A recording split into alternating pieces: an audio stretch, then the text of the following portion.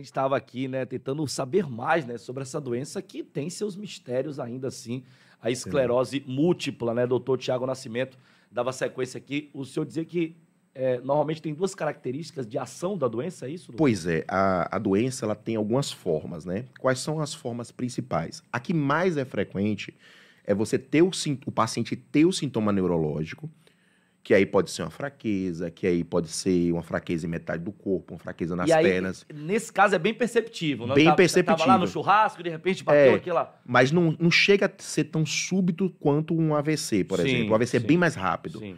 Aí vai se instalando durante um dia, durante horas, piora bastante, dura, ou seja, mais do que 24 horas, mais do que um dia, e o paciente, no decorrer das semanas, ele vai melhorando. Essa é a forma que a gente dá o nome de recorrente e remitente, que aí a gente chama de surto. O surto não tem a ver com surto psiquiátrico, a pessoa ficar agitada, não. O surto da doença é o momento que a doença ocorre. É o momento que o sintoma neurológico vem. Então essa é a forma mais comum. Aí eu vou para 85%, em alguns casos 90%. A forma menos comum é a forma que a gente chama de progressiva. Ou seja, o paciente não tem um surto.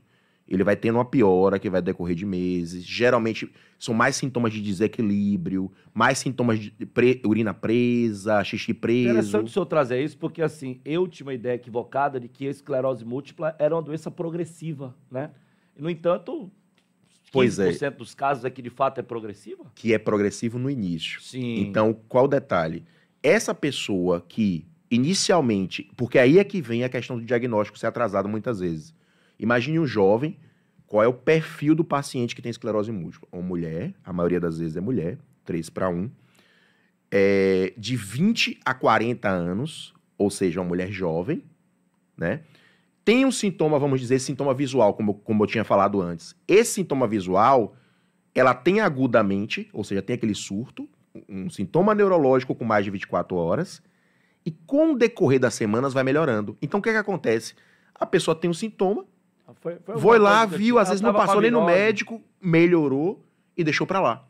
Então, às vezes, os primeiros surtos da doença, eles são deixados de lado. E ela pode voltar só muito, muito depois ou depois dos primeiros surtos? Aí vai depender de cada pessoa. Aí, quando vai pro segundo surto, aí já começa a ser mais forte. E já deixa uma sequelinha. E com o passar do tempo, vai se acumulando as sequelas. Então, a doença, com o passar do tempo, pode também ir para uma terceira forma. A secundariamente progressiva, ou seja, uma doença que antes era remitente e recorrente, ou seja, era em surtos, era em momentos neurológicos que melhorava completamente, passou a ir para uma forma progressiva. É tudo que a gente não quer. Por quê? Porque a gente tem tratamento para evitar que chegue nessa forma, para evitar que se acumule mais sequelas. Então, o tratamento consiste em quê? Você dá um remédio que ele pare de ter surto.